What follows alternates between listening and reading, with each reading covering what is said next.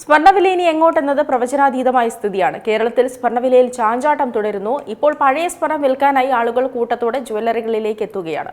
എന്നാൽ കയ്യിലുള്ള സ്വർണം വിറ്റ് കിട്ടുന്ന കാശാക്കാതെ കാത്തിരുന്നാൽ നഷ്ടം വരാതെ സ്വർണം ഗ്രാമിന് 5000 രൂപയ്ക്ക് വാങ്ങാം. പവന് 40,000 രൂപയാകും.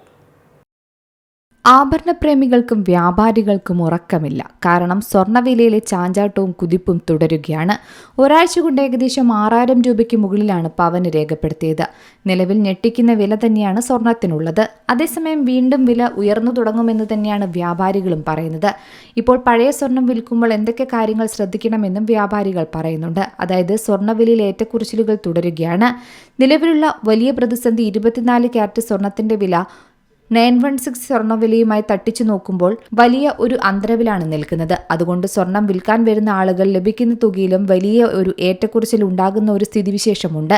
ഇപ്പോഴത്തെ സ്ഥിതിയിൽ ഒരു പവന് 1,12,800 രൂപ കാണിക്കുന്നുണ്ടെങ്കിലും വിൽക്കുമ്പോൾ 1,11,000 രൂപ മാത്രമാണ് നിങ്ങളുടെ കയ്യിൽ കിട്ടുക. അതുകൊണ്ട് വിൽക്കാൻ വരുന്ന ആളുകളും ആശങ്കയിലാണ്. ഈ ഒരു മാറ്റം ജ്വല്ലറിക്കാർ വരുത്തുന്ന മാറ്റമല്ല എന്ന് പ്രത്യേകം ശ്രദ്ധിക്കണം. മാർക്കറ്റിൽ വലിയ വ്യത്യാസം സംഭവിക്കുമ്പോൾ ഏറ്റക്കുറച്ചിലുകൾ സ്വാഭാവികമാണെന്നും സ്വർണം വിൽക്കുമ്പോൾ കുറഞ്ഞ വില ലഭിക്കുന്നത് അതുകൊണ്ടാണെന്നും വ്യാപാരികൾ പറയുന്നു.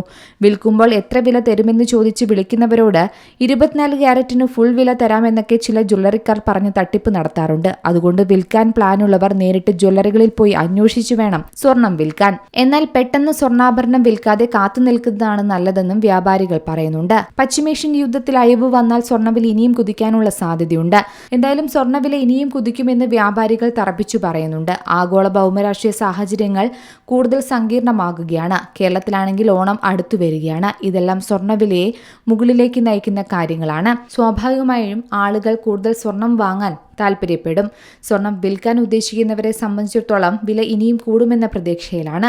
അതുകൊണ്ട് സ്വർണ്ണ വിൽപ്പന ഇപ്പോൾ അല്പം കുറഞ്ഞു നിൽക്കുകയാണ്. വില കുറച്ച് ദിവസം കൂടി ഉയർന്ന് സ്റ്റഡിയായി നിൽക്കുകയാണെങ്കിൽ തീർച്ചയായും ആളുകൾ സ്വർണം വിൽക്കാൻ വരുമെന്ന് ഉറപ്പാണ്.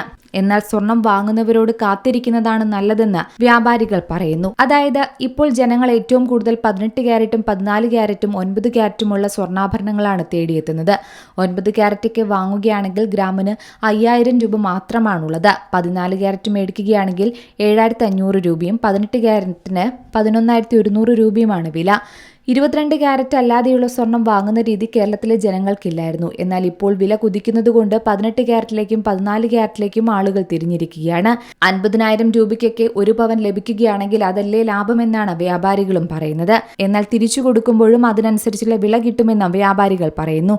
അതുകൊണ്ട് ജനങ്ങളെ സംബന്ധിച്ചിടത്തോളം കുറഞ്ഞ ക്യാരറ്റ് ആഭരണങ്ങൾ വാങ്ങുമ്പോൾ ഒരു ധൈര്യക്കുറവും കാണിക്കേണ്ട കാര്യമില്ല. ധൈര്യമായിട്ട് സ്വർണം വാങ്ങാം.